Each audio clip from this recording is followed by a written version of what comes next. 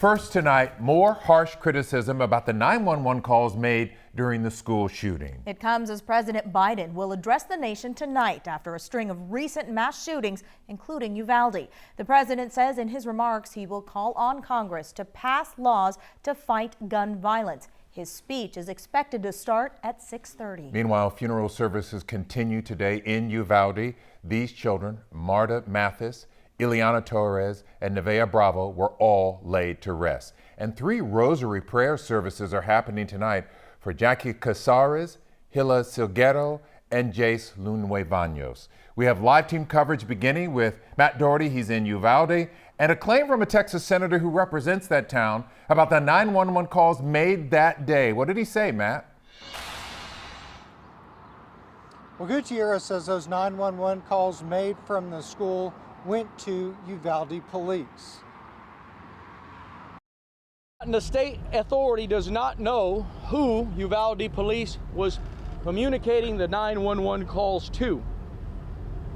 What we do know is that the 911 calls were not being communicated to the so-called incident commander, Officer Arredondo. Democratic State Senator Roland Gutierrez says there were mistakes made at every level of the response. Uvalde CISD Police Chief Pete Arredondo was the incident commander when the gunman Salvador Ramos was locked inside the classroom with the teachers and the kids. While it was happening, children inside the classroom were calling 911, begging for police to come inside to help. 80 minutes passed before police entered the classroom. But today, Gutierrez says he was told by the Commission on State Emergency Communications that those 911 calls weren't being passed along to the chief. I asked why none of the officers in the hallway that day heard dispatchers saying there were still kids inside of the classroom alive. Wouldn't you expect if they're all sitting in the same hallway, aren't they hearing the other guys' radios going off if there's kids calling from inside?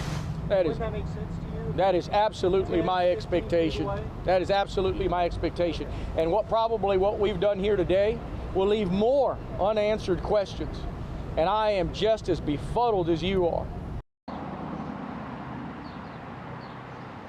Now, the senator says he wants to know what law enforcement officers were in the hallway that day and from which agencies. He says he hopes to find out the answers to those questions sometime tomorrow. Back to you. Yeah, it's like the more answers we hear, the more questions we have. Matt, thank you so much. Also, in a new interview, the mayor of Uvalde revealing he was in the room with the negotiator who was trying to get the gunman on the phone that day. Mayor Don McLaughlin says within 15 minutes of learning of the mass shooting, he was at the scene in the same room as the negotiator. He says the gunman never answered the phone, says he never heard a shot fired, and says he did not know kids in the classroom with the gunman were calling for help. While I was there, I did not hear the 911 calls. I can assure you, had we been aware of it, or I would have been aware of it, I would have been screaming.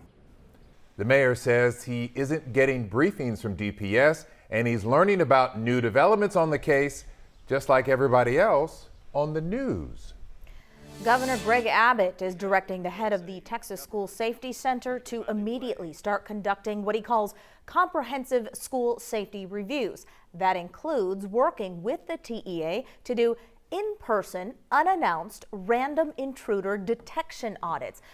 Adam Bennett live in West Houston taking a closer look at this center. Adam, this has been around for a couple of decades. That's right, Lynn, and the governor says it has had a lot of success, but this afternoon he says he is also asking the TEA to look for ways to also make those campuses safer. He says this tragedy in Uvalde shows that we all need to do a little bit more. At Texas State University in San Marcos, just south of Austin, the employees inside this small building on the edge of campus are leading the effort to make campuses across Texas safer. It's very personal to everyone who works here. After the Columbine High School shootings in 1999, Texas lawmakers created the Texas School Safety Center. It's a research center funded each year from the state budget and from grants. It combines training, research, and online resources to help schools develop emergency plans that are required by state law. We also on a daily basis work with schools in the struggles that they're having, let's say with bullying, cyberbullying, gang violence, issues that are beyond their control, weather-related emergencies, hurricanes, tornadoes, and helping them better be prepared and prevent or mitigate any of those emergencies. Every 3 years, school districts must complete safety and security audits of their buildings. The most recent one found only about 1 out of every 5 districts in Texas have a viable active shooter policy. Uvalde's school district was one of them. In a letter yesterday, Governor Greg Abbott asked the Safety Center director to make sure districts review their emergency operations plan and address any safety needs. Make sure the school behavioral threat assessment team is trained and up to speed on procedures. Schedule all safety drills before the start of the next school year. Assess how they allow access onto campus. And finally, report back to the Safety Center by September 9th. The center said it received the governor's letter and, quote, shares his desire to ensure the safety and security of our schools. Texas SSC is designing a program and action items to specifically address the governor's directives within the prescribed timelines. And those sound bites you heard from that official at the school center were actually from a few years ago. So we did try to get an interview today with someone from the center, but we were told they're just simply too busy. Meanwhile, they also said they will not comment on the Robb Elementary shooting because it is still an ongoing investigation. Len. Very interesting. We'll be following that review and the latest on the investigation into the shooting in the weeks and months to come. Get the latest right now on your phone by texting Uvalde to 713-526-1111.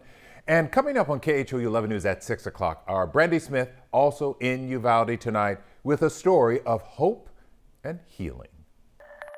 There's a lot of grief in Uvalde right now. You can feel it, especially here at Town Square, where the fountain is surrounded by memorial crosses. Kind of hard to see the crosses even because of the piles of offerings from people here in the community and beyond. Things like balloons, stuffed animals, flowers, messages of hope.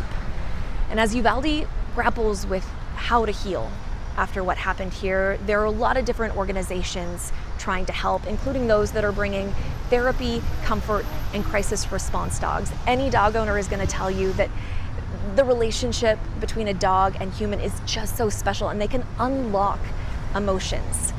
So I'll introduce you to some of those dogs and their handlers ahead at 6. Until then, reporting in Uvalde, Brandy Smith, back to you.